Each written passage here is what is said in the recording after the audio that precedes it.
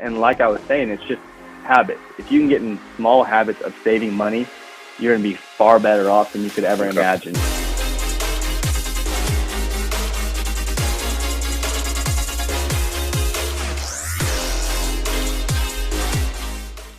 Hello, everyone. Welcome again to another show, Rick De La Fuente, Chicago Real. I'm excited about today. I have my new best friend. I invited it. I know I've tried to get him a couple times. We had to cancel a couple times, and I finally got him here. He's a young entrepreneur, a hustler to the bone. Very impressive young man. He's not so young. He's married. He has a beautiful family. He's great. He's a wealth manager. This guy currently manages over $100 million worth of wealth. He's one of the fastest growing companies he's run. He's a good guy. He's becoming my best friend, I'm telling you. So I want to welcome the one and only Levi Swenson. How are you, buddy? How you doing? Good. How are you doing, Rick? Thanks for getting me on this. Yeah, good, man. Hey, I personally want to thank you, man, for coming on. I know you're busy today. You had a busy day, and I know I've been trying to link up with you, and I just had to bring you on the podcast because the plethora of knowledge you bring, and just yourself, man, a good guy, and I'm just happy to finally have you on the show, man. So just pretty much, how I run things is we just go back and forth, very organic, and just share your story, your success story, and how you gotten to where you're at. A lot of people think that it's just easy, and it's never easy. I just want you to share your struggles and just where you're at in life, man. Yeah, no, I'm super excited to be here. Thanks so much for having me. So a little bit about me. I grew up in northern Utah, and while I was there, I fell in love with the game of baseball. Played baseball my whole life. Went and played Division I baseball in college, and started studying finance. So for me, I went down and started playing some ball, and just absolutely fell in love with everything about college, how it ran, and started getting my degree in finance. I love money. I always like talking about money with people. Money's a fascinating subject. And then ended up getting my master's in business as well. And so between the summer of baseball and the summer I got married, I decided, hey, I probably should have some money so I can continue to live. And so I went out and knocked doors for a little while and had some success there. And so that gave me the ability, so me and my wife didn't have to have crazy jobs, but we were able to graduate with no debt after college. And find the finance world, and it's been a home run ever since. Not to say, like you said, it's not always been easy. I moved to a city and a town where I really didn't know one person here, and had to generate leads and talk to people. And so I actually knocked doors here trying to talk about, wealth management or financial planning with people door to door, and that didn't go so well, but I was able to establish, some clients and start to build it from there.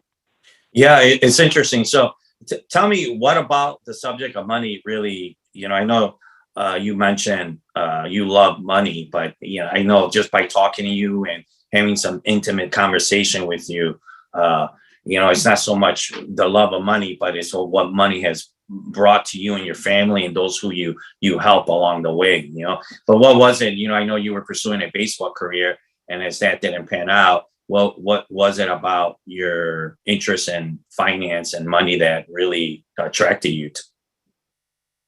Yeah, good question. So for me, money is kind of a taboo subject, and a lot of people they don't like to talk about it. But I feel like if we can break down the walls of what money can actually do for somebody, it's a magnifier. So if you're a good person and you have money, you're going to be a better person, and you're going to give more and help other people out. But I think there's so many people that say, hey, money's the root of all evil. But at the same time, if you're a bad person and you have money, it's just going to make you a worse person. So right. For me, it's being able to help other people, but not necessarily just financially speaking, but I mean, you think about all the stuff that you do when you do, your mission or your, retreats or any of the service work that you do. All of that requires money, and it gives you the ability to get out there and actually help other people that need help. Yeah, yeah. Essentially, and you and I and people in our circle, and a shout out to Justin Prince. That's how we connected through him and one of his seminars. So those who follow Justin Prince, I was a sidebar. He's a good guy to follow. I know Levi and myself do receive from him, and we share the same philosophy, and especially in the subject of finance, because finance is a tool, like you were mentioning. It's just a tool, Yeah. and if you're a scummy guy as a broke person, you're going to be more of a scummy guy when you have money in your hands, and but you're absolutely right. And so now going back, you mentioned knocking on doors. What were you selling? You were selling your product, or tell exactly what you exactly do. Yeah. So, you're talking about now, or when I got into the industry, or to make? Yeah, when you got into the industry, you say you were knocking doors, because knocking doors, I've done it in the roofing business, it's not an easy thing to do, but I think it just builds character. It just builds that tenacity. It just you cut your teeth knocking on doors. You could pretty much, face anything. Yeah, no. And for me, I just didn't know anybody in the community. So I moved to a town that literally knew nobody. So I figured the best way to get me in front of a lot of people was just to get, right in front of them and on their doorstep. And so I just knock on the door and say, hey, just letting you know, my name's Levi Swenson. I run a financial planning practice here in town, and would love to see if there's anything I can do to help out.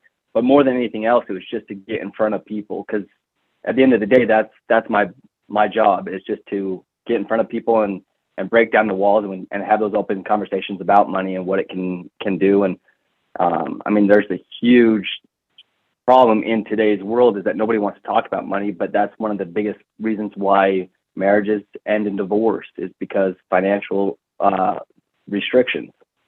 Right. And now when you started a business, how long ago was that? Yeah, I started 12 years ago.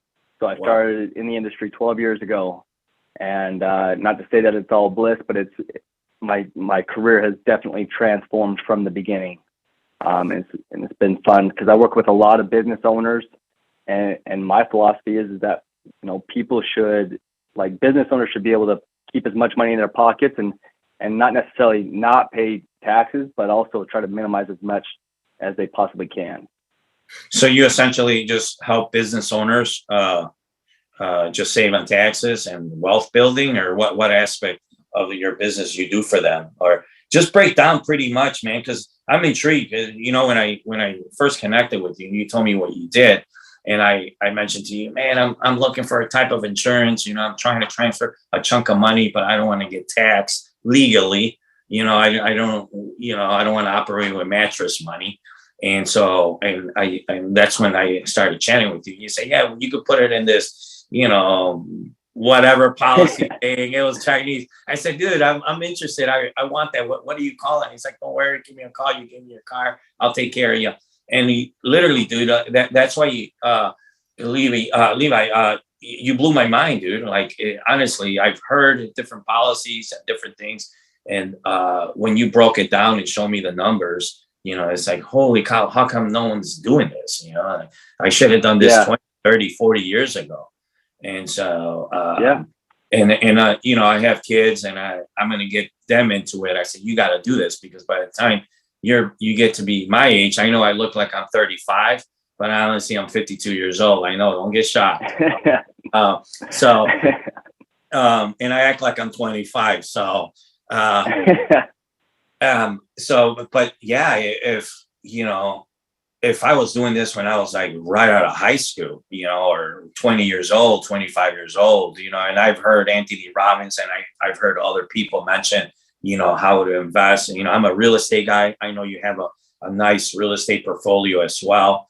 And so, what aspect? So if you could break down real quick and in layman's terms, for guys like me, that could understand, what is it you exactly do? wealth manager, sounds like you just manage and deal with, like your clientele. I know you deal with a lot of heavy hitters, but you also deal with, guys that are several million, and you deal with, people that are under 100. I call them a thousandaires. They're not millionaires, but they're thousands. So even with them, like the whole, and I think that it's how society really looks at that. I've been in business for a while for myself, and I've had some great success. But I wish I would have used a vehicle like that you just presented to me, a little while ago. And what is it exactly, going back what you do for your business? I know you're a wealth manager, but what, if you could just kind of break it down a little bit in layman's terms, so our audience could, really understand what you were talking about. Yeah. So no, a lot of times when people think of wealth manager, they think of, hey, I have to have a certain net worth in order to talk to you. But my philosophy is if someone's a good person, they care about people, I'm all about helping them out. So I have clients that range from making, $50,000-$60,000 a year, all the way up to making millions of dollars a year. And so every person's a little bit different. So if I can break down their walls and say, hey, what do you really want? What's important to you? And then if I can find out what's important to them and what makes them tick, then it's fairly easy to find a financial vehicle to put them into to help them accomplish whatever goals they might be worrying about. So some people say, hey, you know what, I'm 35 years old, retirement, 30 years down the road seems so far down the road. I'm interested in today. What can you do for me today? And so you can set up a brokerage account, non-qualified brokerage account. You can do the insurance, something that you can have access to the cash at any point in time. Other people are like, hey, dude, explain that, because that's key right there. See, because I always thought of it like, retire. I got real estate, but dude, something happens to me, one of my dear brother-in-laws, he had a stroke like 5 months ago. He was working, he did well. He lives in Naples, Florida, nice house, just living the upper middle class life of America. And now he's in bed. Now, my sister and he's got a nurse kind of helping him. Thank God he's recovering. But now, there's no money coming in, and so things could happen. I know we don't think about that, but even as a 35-year-old or a 30-year-old, I say, hey, I want to make money today. I want to start investing today. Explain what product or what can they start doing? Yeah, good question. So a lot of times I will start off by asking them, like, what do you currently have? Like, if something were to happen to you and you couldn't work tomorrow, or you weren't coming home anymore, like, what would happen to your family? And when people think of wealth management, all they want to do is talk about the stock market, what's happening, these fun assets that everyone likes to talk about and brag about. But the reality is that you got to make sure that the people that you love and care about most are taken care of. And so I start most conversations off by saying, hey, do you have adequate life insurance? So if something were to happen to you, is your family going to be okay? And then there's disability insurance. So, if something were to happen to you and you didn't pass away, but you couldn't work anymore, like, what does that situation look like? Because most of the time everyone thinks about life insurance, but the reality is nobody thinks about disability insurance. Right. And so that's something that it's like, hey, let's make sure that you're covered. And then from there, once we have the foundation built, then we can go into the fun, sexy part of financial planning, like, IRAs, non-qualified money stocks, bonds, whatever it might be in their situation. So like a 35-year-old, obviously, if they're married, like myself, I got 3 kids, I'm married, I got a house, I have some financial responsibilities. And so I got to make sure that my family's taken care of if I don't come home. But then also from here, it's like, I like to have access to my money at any point in time. So I like to be able to reinvest in myself. And so a lot of business owners, like, everything that they do, like, I can meet with a business owner and he says, hey, my business did 18% last year over year. I'm like, oh, that's phenomenal. The stock market can't compete with the rates of return that your business can. Like, you should be investing into yourself. But then you can also talk about not money that you can have access to whenever you want to as well. And so every situation is a little bit different. I mean, a lot of people like Roth IRAs, SEP IRAs, solo 401ks, whatever it might be, just depending on your situation. Yeah. So I've been hearing a lot, and I've been reading it since I've been looking into this. And that's how when I approached you is how do I'm a 35-year-old. I want to make money making for me right now through an insurance policy and not pay taxes. Explain that, because that's what blew my mind. Yeah.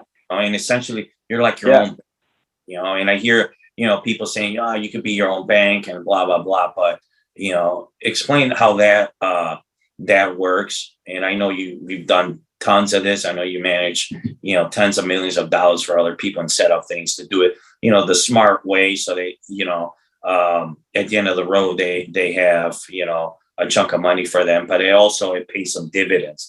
That's the crazy part, that today, like, I work at Walmart and I want to start putting in some money, or I'm a young person or a person in their 60s. It's never too late. Obviously it's better to just, the earlier you start, the better it is. But explain that where I could start putting in some money and then borrow against it, but still be making interest on that. And then there's like a little spread on there, of the interest earned, but still have life insurance benefit, but an investment vehicle. Just break it down real quick, dude, because that is like my okay. So yeah, within a life insurance policy, the nice thing is you can put money into that. You have access to that cash whenever you want to. All of the money grows tax free and comes out tax free. How is that? As well as the death benefit. So is there any risk to it, or say I'm a guy and I just want to put $1,000 a month, or say I want to put in $5,000 a year total and just kind of invest in something. I don't want to get into real estate, but I just want to wet my beak a little bit, just a little bit every year, trickle down. I'm a conservative investor. That vehicle you're talking about, that life insurance, what can it do for me? Yeah, so within the life insurance policy, there's two different options. You can either have one be invested in the stock market, or if you're a conservative person, you can say, hey, you know what, I want a safe, guaranteed product that's guaranteed to grow every single year. Right now, it's paying at 5%, so it's growing at 5% every single year, tax-free. And so there's zero risk to it. You cannot lose money in that policy. That being said, most of the time it takes time for those policies to grow, but we can also just put as much cash as possible. The one interesting point, like what you were talking about, is most people think, hey, I want to buy a $50,000 car. So what do? They start saving a little bit of money in their bank account. Once they reach $50,000, they take that money and go buy a car. That $50K is gone now, but they have the car. With the insurance policy, you can put that money into an insurance policy, take out a loan against it, or take it out and create an arbitrage situation, pay off the car. Meanwhile, you still have that $50K in that account growing compound interest. And so it's a phenomenal vehicle, but it's got to be designed correctly. So let me get this straight. So, okay, I'm going to go buy a $50,000 car or a $20,000 car. I take that $20,000 or that $50,000, buy an insurance policy for whatever amount of death benefit. Now I have, number one is I have some death benefit on the insurance policy. I put that 50 grand in this policy. Then I can borrow against that policy. Correct. Yeah. All right. Yeah. And then I go buy the car with that money, and I'm paying back my insurance policy for the money that I borrow. Is that correct? And how do meanwhile you mean arbitrage? How do I make that spread? So meanwhile, the cash has still been in there. So you're not actually taking out the money. So your 50K is still compounding on itself. So you can leverage it against yourself, or, we have banks that will actually let you take money out at prime, whatever prime's trading at, which is the interest rate that banks trade back and forth to each other with. And so you can leverage that. So for instance, like me, I have a permanent policy, and I wanted to buy a piece of property that we wanted to build our dream home on. So I took money out from my policy, with the arbitrage with the bank. So I borrowed against the bank. I was still making net on my money about a 2.5% rate of return, paid off my lot in cash, and then I've started paying myself back. And so meanwhile, that whole time, I've had a couple $100,000 in that account that's still continuing to grow. So it's not like save up and then just lump some cash into it, and then all of a sudden that money's gone. It's still working for me when I have money out. That's insane. So it's, and that's the kind of thinking, because I've been in business for a long time, and for almost half my life, a little less than that. But it's insane to think I'm going to dump money into an insurance policy. I'm going to pull it out, and as far as the insurance company policy goes, it's that 50 grand. They're going to look at it like it's still in there and it's still collecting interest. And I'm taking that 50 grand and making more money, whether it's a real estate transaction, whether it's buying a car, and then still what the insurance, when I'm paying back to the insurance, it's below prime rate. Yeah.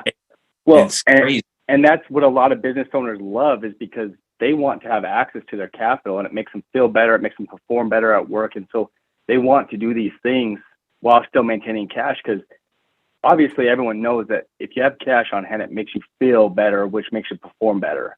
And so for a lot of people, rather than having it sitting in the bank account getting 0.5%, and then that 0.5 is taxed, we might as well be a little bit more efficient with that money. So that money, you're absolutely right. So that money keeps growing, say 10 years from now, right? And you don't have to pay the insurance for the rest of your life. There's like you have to pay X amount for so many years. Is that correct? Yeah. So you can design the policy.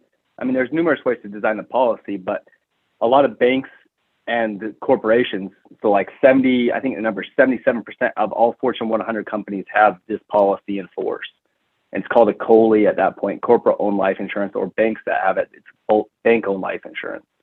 Okay. And so say 10 years from now, I want to, and you use that as your bank, but I want to pull more money out. You could just continue to do the same over and over again, right? Yep. Yeah. That's crazy, dude. Tell me about, and that's cool, dude. If I got to throw in a little plug in, man, because if people want to do this, don't call me, don't email me, don't contact me. You got to contact the man, dude. What's a good number of your office for them to contact you? And I'm going to put this out there because I already know like a bunch of people that need to put, they use this kind of vehicle in there. I know a couple of young dudes that, are looking for something like this. And I know like some older people, they're seasoned business people, investors that, dude, like they don't have no asset class like this. So what's a good number? Yeah. You can call me 801-707-4393 and shoot me a text or give me a call or whatever, and I'm more than happy to talk to you. And then at the end of the podcast too, dude, at the end of the show, we're going to put your info on there, your email and all that stuff. So that's 801-707-4393. Is that correct? That's correct. All right, you guys need to call this guy to set up what he did for me. I'm telling you, it's going to blow your mind. Dude, so a little bunny trail here from as far as this, because I wanted you to share what the possibilities of what people can do. It starts with your mindset. Number one is, prepare your mindset, get knowledge, and then take action, and I don't consider myself a very smart guy.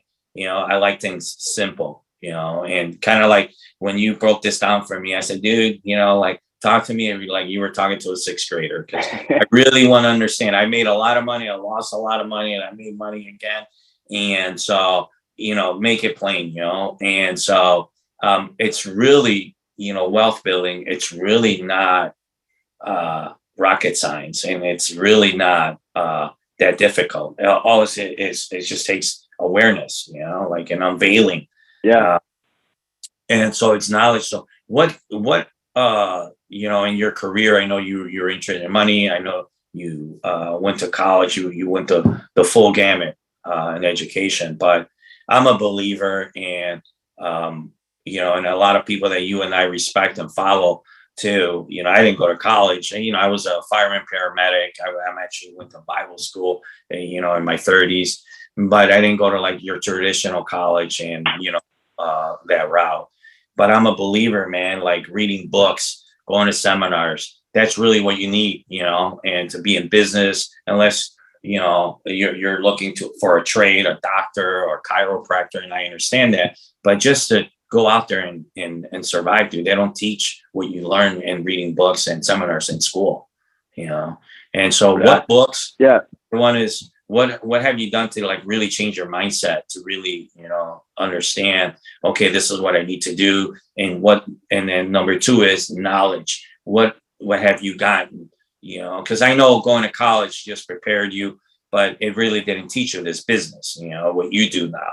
Right. You had to No, 100%. Yeah.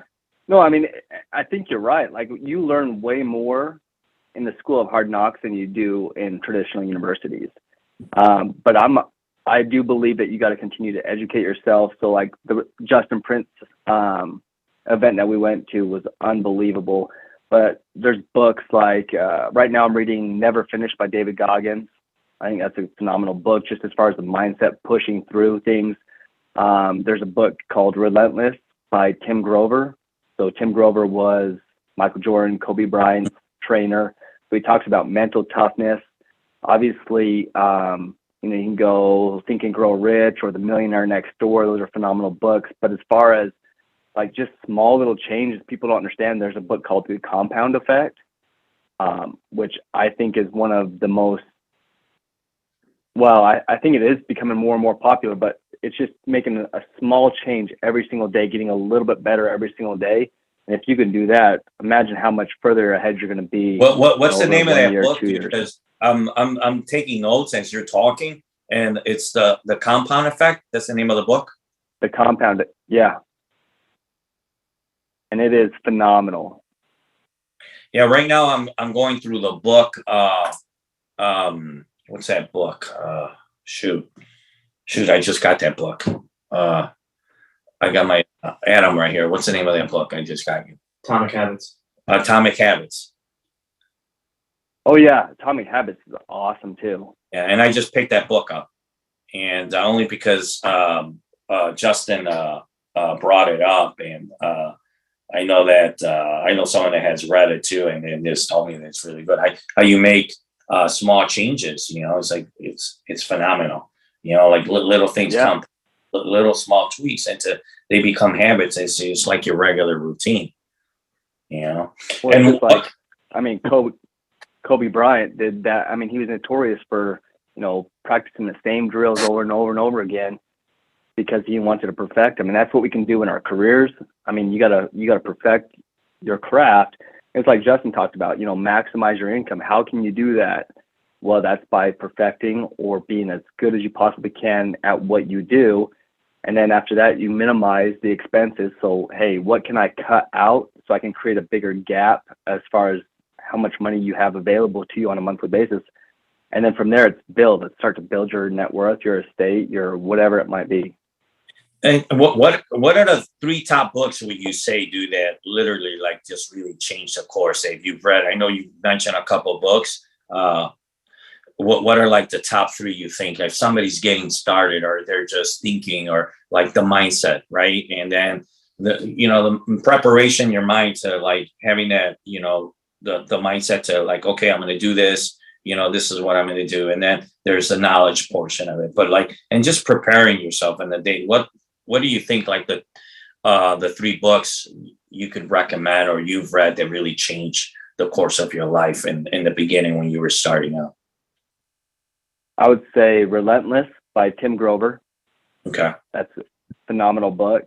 And then The Compound Effect and probably Atomic Habits as far as just being able to change the way you think about things a little bit. But then as far as on the finance side of things, I think The Millionaire Next Door is a phenomenal read. It talks about, the guy who's next door who, he does plumbing in the book. You would never know that this guy was a millionaire, but I think in today's world, everyone's so caught up in, the Instagram or social media life and trying to portray this lifestyle that they can't really afford to live. And so I think living within your means is a big problem with today's society. Everyone wants instant gratification, and no one really cares to think about things in the future. So I think those are a couple books that I think would be a phenomenal read for people. Yeah, man. And I know you've been at this and running your company, and you're one of the fastest growing companies in your area. What have you done to continue, when you hit those potholes and those areas where like, oh, what has given you like the drive to continue or shift in your personal life and in your business? To be honest, it's going to events like Justin's event or a Tony Robbins event, which I've been to. And then if you can't do those all the time, which obviously those cost money, so sometimes that's not readily available, just having a good tribe around you, like guys like you, Rick, or, other people out there that are of the same mindset. Because sometimes it's not always like amazing. Like there's bad times. And so if you can talk to someone about that and have them like kind of talk you off the ledge and say, hey, you know what, Rick, everything's gonna be fine. Like, look what you've done. And look what you've built thus far. Sometimes that's all that it takes to continue on, because there's time and time like where I felt like, oh, I wish I could just go get a 9-to-5 job and check in and check out, and 5 o'clock, never have to worry about work again. But the reality is that, as a business owner, you feel like that. But if you can surround yourself with good people, that are rooting for you, I think it makes all the difference in the world. Dude, man, you're so right on with that, and that's why you and I, man, are like, we share the same thing, and I just feel like I've known you for a long time, dude, because like we share the same thought process, and we're pretty much after the same thing in life, right? And we want to impact people and grow ourselves as individuals, and so we could share with the world, just sharing ideas and just helping our fellow human.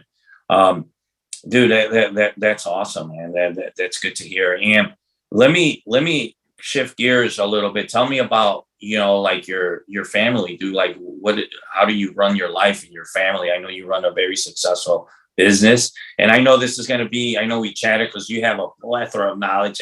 I haven't even scraped the surface yet with you. We're going to have another episode, dude, in a few weeks. I know you're busy, and but I'm going to bring in, and then we're going to dive into like some deeper stuff, what people can start doing. They're going to be contacting you, like, but tell me about your life, dude, like your family life. Like, how do you take your business and life? How do you balance that? And especially too, you have family goals, and I know you have personal goals in life. How do you balance all that, and how do you like kind of like put it into motion? Yeah, that's an interesting topic. I don't feel like by any stretch of the imagination I've mastered that, but one thing that I try to do is every time I go home, when I'm walking through the garage door, I just try to touch the side wall, the frame, and just touch that so I can be present with my family. Because oftentimes as a business owner, a deal went really well or a deal went really south, and it's easy to take that home and express that frustration with your family or the success with the family. And so I've just tried to tell myself that when I get home, I got to be present with my family. I got a 9-year-old girl, a 6-year-old girl, and a 3-year-old boy, and they could care less on how my day went as far as from a work standpoint. They want me to be happy, but the reality is they want me to be there for them. And so if I can have that trigger when I walk in the door where now I'm focused on my family, that's what I got to work on. So that's something that I'm trying to constantly improve on, but I'm not perfect. I still can wear my emotions on my sleeve. Sure. But it's definitely something I'm when working I on. looked at you, when I looked you up, dude, you have like the perfect family, dude. You got like the trophy model wife, the blonde, big hair. You have beautiful kids, dude, and you're at a beach, dude. You're like perfect, like perfect picture of the beach, I was just sharing with someone. It's like, man, you want to get a good picture, man. Just make sure you got some sand and the sun is bright, And I know, like, we're living in an age that people just promote themselves, like perfect picture perfect and everything. But how is it at home, right? And do you have a crappy marriage? Do you have a crappy relationship? Or you a drunk? Or you just there's a lot of, like you mentioned earlier today. There's a lot of people that just rent the Ferrari for a day and all that kind of stuff. But you definitely are the real deal, dude. Not only that, but you're really impacting people and helping people like myself. I look at you as an advisor, as a friend, dude, and so I really want to thank you for that. And so, so you kind of like you try to balance, like you try not to bring stuff home. That's a good a thing to do, not to bring your business home and everything. And what are some of your goals, dude? Like personal goals? What is it you want to achieve in life? I know obviously you got the money, you got the business, you got the nice family. And so what's next for you? Like what is it you want to achieve? Yeah, I mean, from a personal standpoint, it's just constantly evolving. Whether it's the marriage, like, hey, how can we take the good marriage, and make it a little bit better? And how can we, whether that's one trip a quarter, like a small 3-day weekend getaway or something small. It doesn't need to be anything extravagant, but just being intentional. I mean, oftentimes as business owners, we're so intentional and we have so many goals set around business, but are we doing the same thing in the other aspects of our life? Fitness, relationships, faith, whatever it might be. Do we have those things that we have set goals for? And so, I was talking to a buddy yesterday, and it was, what's one thing that I need to work on? We went through that whole list, and I rated myself 1 through 10. And one thing I need to start being better about is just surrounding myself with, good people on a regular basis, whether that's once a month and getting together. And so that was the area. And so yesterday I sent out some texts and said, hey, I want to start a mastermind group just with, some people in the area that we can impact the area we live in and make it a better place and help each other grow. So I think just being self-aware of where you're at, and also focusing on what's next or what you could improve on. I don't think a lot of people do that, especially when it comes to outside the business. Obviously, inside the business, we all have our goals. But one of the things that I want to do is I want to say, hey, when my kid turns 16, I want to be able to buy them a car or pay for their wedding or whatever. From a financial standpoint, I don't want to have to worry about that. And so I think I'm trying to be better at being self-aware on things, but we've got our home that we absolutely love, and it's just continuing to grow and minimize, maximize, and build. That's awesome, dude.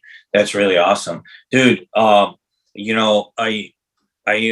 at you, man, and you're, financially you're set, and you could stop where you're at right now, and I admire that about you, that you're just want to take things to the next level. You could stop working today and live a very good life. You live in a great neighborhood. I checked you out. I know where you live. And so it is. It's great. Yeah, dude. And I know that, and for those that are watching this on YouTube and all the other live stream, the background is real. There is a palm tree back there, because you told me Utah. I say, oh, I don't see any snow back there, but you live in southern Utah, so it's like the weather's different. So it is, yeah. But no, I mean, in all reality, Rick, like what you're saying is, like, I've been extremely blessed, but it's also fun, and I love what I do. And getting to know people like you and other people that are like you, and throughout the country, is just it gets me excited. It gets me excited to come into the office every day and be able to talk about certain situations, whatever it might be, with people. So that's what motivates me now from a business standpoint. It's just getting to know new people. Cool, man. Dude, I know that we're going to make this 2-part. I know that I promise you that we're going to keep it under 45 minutes. And so What are the things, dude? And just to end this first half of this podcast, and then we're definitely going to have you. You know, I know I want the meat and potatoes next time. You know, this is just a and all that, but if a guy, right, working at a grocery store, no college, or a lady, a person working at a grocery store, maybe they're washing cars. There's nothing wrong with that, but they want more out of their life. And what you can recommend, what can you recommend and to how to move forward? I said, wow, Levi, that guy is killing it. He's making, tens of millions, and I want how to, he's drying cars. Where can they start? Yeah. I know not an overnight, the overnight success is like far few in between. What kind of tools or what kind of advice you could give for that person that is just starting out? Maybe it's a realtor. The other day I was looking for some office space, a loft style office space. I met a young man, he's 19 years old, a year out of high school, got his real estate license. And, guys like that I run into is like, he shook my hand. He didn't even give me a firm handshake. And I had to tell him, dude, this is how you shake a hand. Look someone square in the face. You know why? Is you're shaking a man's hand. So you shake his hand like a man because you're a man. And as if it's a lady, you do the same thing. But, you always square up people in the eye, introduce yourself. It's just simple things like that. And you say, hi, my name is, Richard Dawson, or hi, my name is Stephanie, Williams, and shake their hand, look at them and square in the eye. And there's a lot of people that just the basic skills they don't have. Right. And it's true. Number one is surrounding yourself with the right people that are going to help you grow. But what kind of advice, dude, you get for someone like that working at the Walmart? There's nothing wrong with working at Walmart. So, but they want more out of life. So, maybe three to five things that you could have to kind of like, what can they start doing today? Yeah. I mean, save in any capacity. So I tell my clients, ideally speaking, you should be saving 25% of your income, living on 60% of your income, but then enjoying 15% of your income. A lot of times, I see so many people that want to spend every single dollar, or they want to save every single dollar. So you got to have a balance. You got to enjoy life today. I got young kids. And so in the beginning of my marriage, it was super easy for me just to save every single dollar. And we weren't living at all. And my wife finally said, hey, Levi, we got to enjoy life today too. I mean, the kids are only young at like now. And so I think that philosophy is great. And a lot of times people think, I can only save, $25 a month or whatever the dollar amount might be. But the reality is like, if you look at $25 a month today, that's $300 a year. That can compound over time. So it's just a matter of, it doesn't matter how much money or you make, just getting in habits. Because everyone I talk to that says, hey, you know what, I'll save money once I make more money. The reality is that they don't. I talk to people all the time that make, millions of dollars and they have saved nothing, but I'm one of them. I'm one of them. I used to be one of them. And so, there's so many people out there, and like I was saying, it's just habits. If you can get in small habits of saving money, you're going to be far better off than you could ever imagine. Awesome, because bro. Retirement doesn't need to be crazy. I mean, it's people are living longer. So okay, so save 25%. And pay your bills, and 15% is your fun money, right? And what's number two, dude? What other advice you have? I'm bagging groceries. What else can I do? Find a way to be the best grocery bagger possible. I mean, whatever it might be. If you enjoy what you do, by all means, keep doing it, but just be the best at it and figure out. I don't enjoy it, dude. I suck. I want to be Levi 2.0. How do I be you, dude? Like I'm because I know you started knocking on doors, right? And you went out there, and how do I get to be you? I don't have money to get my MBA and all those accolades, but you know what? I have tenacity. I'm bagging groceries. I'm the best grocery bagger. How do I go from where I'm at now? I read those books. I'm reading. What's two, dude? What can I do? What else can you advise someone, dude? to go out there and start leveling up? Yeah, I'd say find a mentor. Like, find something else that you're interested in. If you know, you're interested in the contracting world, you know, say, hey, Rick, can I follow you around for a little while? Can I just do what you do on a daily basis? Like, find what you love to do, and then find somebody that's successful at it and just shadow them for a little while. You're going to get so much more education from that than you will, you know, going to school or going to college. Dude, So if you're interested in finances, let me know. Yeah, right on the nose, man. Like finding mentors. That's something we didn't hit. You know, I've had many of them, and that's it, dude. Shadowing people, dude. Like right on the nose. I've always said, like, having a mentor is like um it's you travel the speed of light. You know, it's a time machine, because what took that guy 20, 30 years, you'll learn it in a couple years, because he's already went through the trial. He already went to all the pitfalls and all the mistakes, and he's handing it to you in a platter. And that's what true mentorship is. It accelerates time, you know, and that's why you've been doing this, 13 years, dude. I'm right on your heels, dude. I'm going to learn this stuff. I want it all, Levi. So, and that's why it's important, mentorship. So those who are bagging groceries and want to, you know, number one, start saving, get some good habits, read those books he mentioned on compound effect. And what's that other one I missed that other book, the compound effect. Relentless, dude. Tim Grover, right? And so, and then just find a mentor, you know. And how would you suggest, where would they find a mentor at? You know, I mean, if they're bagging groceries, you know, and they see someone that looks like success to them, just say, hey, what do you do? And I mean, I've found mentors in all different aspects of life. You know, I've had coaches that have helped me in the business. I've had coaches help me out of the business, help me with personal things. And so whatever area you feel like you're in need of, but in that scenario, like, find someone that you want to aspire to be like, and then just say, hey, I mean, they'll take that as nothing more than a massive compliment and say, you know what, like, yeah, of course you can shadow me. I would love to just have you or help you out. Right. Dude, it's amazing how people are willing to help.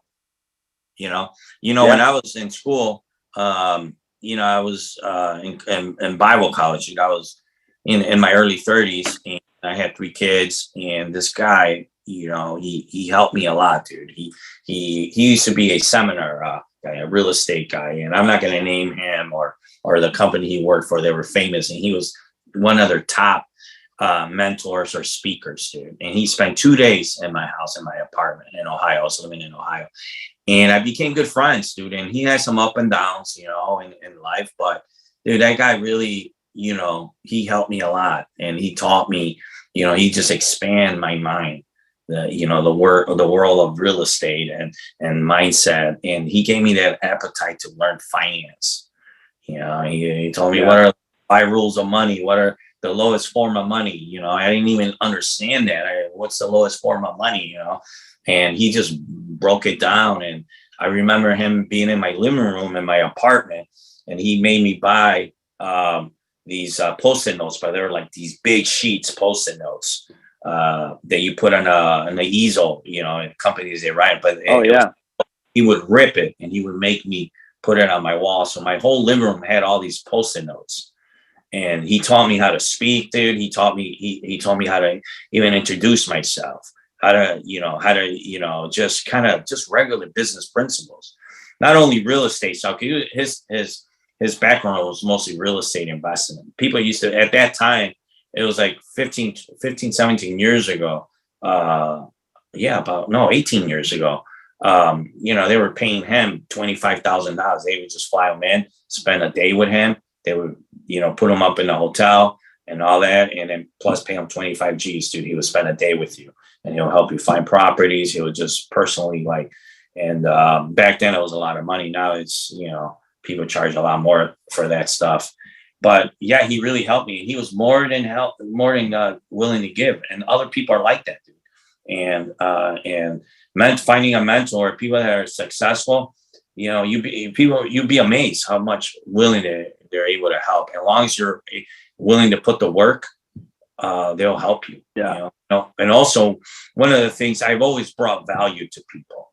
You know, I served that guy. I always like when he would do seminars, I would like teach on mortgages. I used to run a mortgage company back in the day, and credit repair. I used to teach people how to repair their credit, how to get back on their feet. And I would just serve him, dude. Like when he was in town, I'll just bring value to him.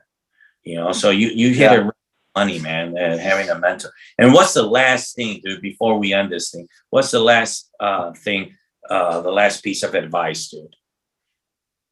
I would say someone's got a dream. Like, come up with, like what you and I did in Newport. You know, come up with the 50 things that you want to accomplish over the next 10 years. Your mind's a powerful thing, and so if you can see it and envision it, I mean, then you have a clear path on where you want to go and what you want to accomplish. And most of the time, I feel like people undervalue or underestimate their own ability and what's actually possible. And so I think that a lot of times it's just a mindset shift, and getting to know people like you can help magnify what's really possible. So I think those three things would be a home run start. Yeah, dude, for sure, dude. Having your dreams got to be bigger, dude, than your situation, you know. And like what's before you, you got to find that big. Robert Kiyosaki said on one of his books. I read all his books, and he said, like, find that thing that's bigger than you. You know, what's that thing? You know, like find that whether it be, you know, building a house or whatever. What's that dream that you're looking to have, that big thing? And that is money, too. So, dude, thank you for spending the time, you know, and thank you for your time and your expertise, dude, and just the knowledge that you bring. And thank you for what you do. I know you're really changing people's lives. And you share a bunch of stories and stuff that you do, and whether in your business or out of your business, dude. And that's really cool what you're starting, you know, like a mastermind, just to give back, and people that are like-minded. You know, there's an old in the good book, in the book of Proverbs. I love one of these Proverbs that says that there's great strength and wise counsel, dude, in a group of wise counsel, and there's power in that. And so thank you for that, dude. And it's cool that you're doing that. And I want to just, you know, personally thank you, man, for sharing the knowledge with me and being on the show. So everyone who's listening, Rick, thank you.